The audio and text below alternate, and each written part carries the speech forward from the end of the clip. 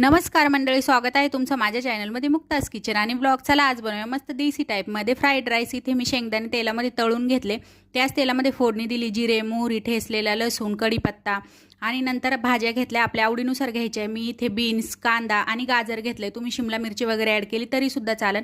मस्त थोडंसं मीठ टाकून भाज्या आपल्याला परतवून घ्यायच्या आहे. झाकण ठेवून वाफवून घ्यायचे 2च मिनटं. गॅस मात्र इथे फास्टच ठेवायचा आहे. त्यानंतर परत एकदा मिक्स करायचं.